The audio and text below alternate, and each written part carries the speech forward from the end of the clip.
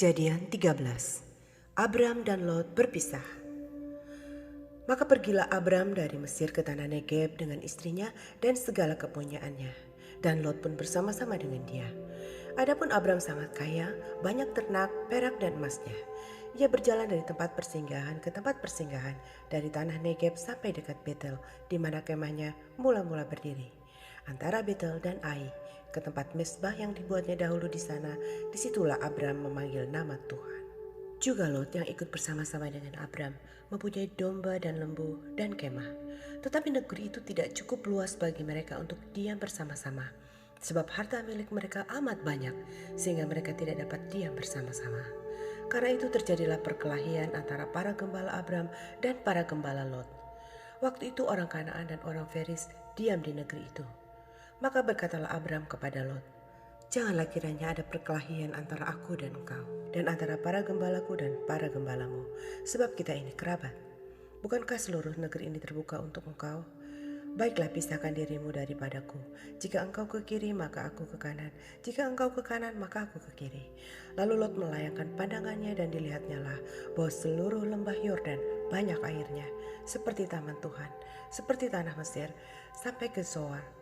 Hal itu terjadi sebelum Tuhan memusnahkan Sodom dan Gomora. Sebab itu Lot memilih baginya seluruh lembah Yordan itu. Lalu ia berangkat ke sebelah timur, dan mereka berpisah. Abram menetap di tanah Kanaan, tetapi Lot menetap di kota-kota lembah Yordan dan berkemah di dekat Sodom. Adapun orang Sodom sangat jahat dan berdosa terhadap Tuhan. Setelah Lot berpisah daripada Abram, berfirmanlah Tuhan kepada Abram, "Pandanglah sekelilingmu dan lihatlah, dari tempat engkau berdiri itu ke timur dan barat, utara dan selatan. Sebab seluruh negeri yang kau lihat itu akan kuberikan kepadamu dan kepada keturunanmu untuk selama-lamanya. Dan aku akan menjadikan keturunanmu seperti debu tanah banyaknya, sehingga jika seandainya ada yang dapat menghitung debu tanah, keturunanmu pun akan dapat dihitung juga. Bersiaplah, jalanilah negeri itu menurut panjang dan lebarnya, sebab kepadamulah akan kuberikan negeri itu." Sesudah itu Abram memindahkan kemahnya dan menetap di dekat pohon-pohon tarbantin di Mamre, dekat Hebron. Lalu didirikannya mezbah di situ bagi Tuhan. Kejadian 14. Abram mengalahkan raja-raja di timur dan menolong Lot. Pada zaman Amrafel, Raja Sinear, Ariok, Raja Elasar, Kedorlaomer, Raja Elam, dan Tideal, Raja Goyim, terjadilah bahwa raja-raja ini berperang melawan Bera, Raja Sodom, Birsya, Raja Gomora, Shinab, Raja Atma, Shemeber, Raja Zeboim, dan Raja negeri Bela, yakni negeri Zoar. Raja-raja yang disebut terakhir ini semuanya bersekutu dan datang ke lembah Sidim, yakni Laut Asin. 12 tahun lamanya mereka takluk kepada Kedorlaomer. Tetapi dalam tahun yang ke-13 mereka memberontak. Dalam tahun yang ke-14 datanglah Kedorlaomer serta raja-raja yang bersama-sama dengan dia.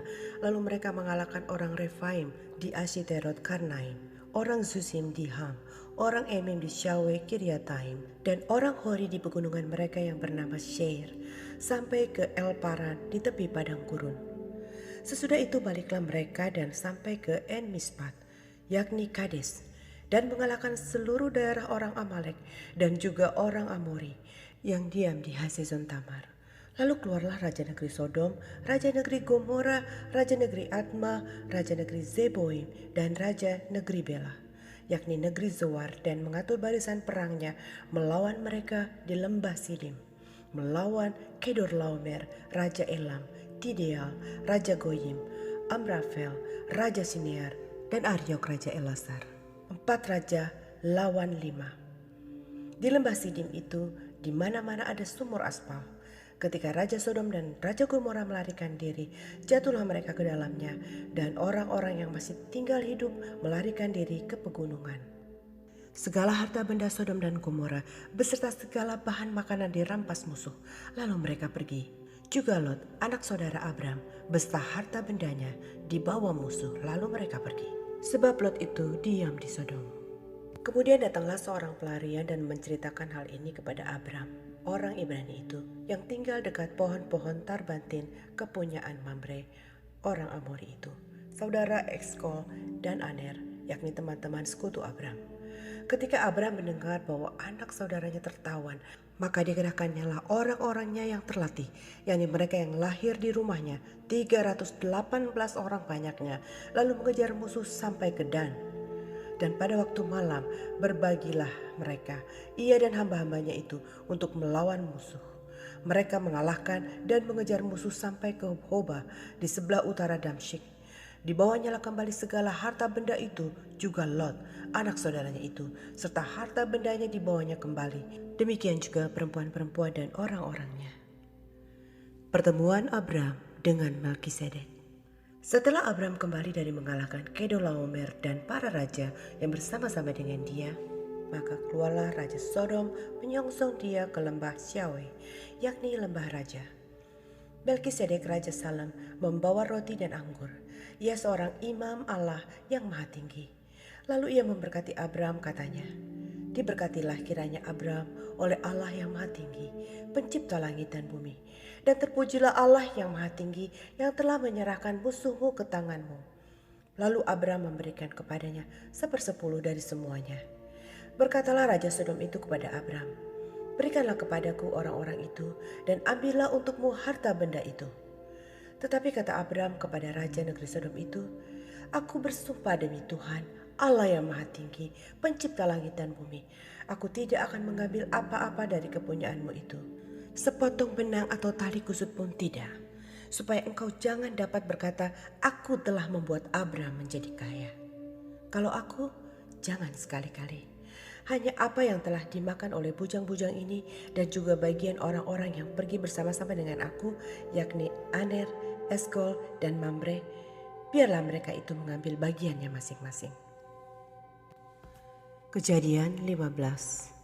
Perjanjian Allah dengan Abram, janji tentang keturunannya. Kemudian datanglah firman Tuhan kepada Abram dalam suatu penglihatan. "Janganlah takut, Abram. Akulah perisaimu, upahmu akan sangat besar." Abram menjawab, "Ya Tuhan Allah, apakah yang akan Engkau berikan kepadaku? Karena aku akan meninggal dengan tidak mempunyai anak, dan yang akan mewarisi rumahku ialah Eliezer, orang Damsyik itu."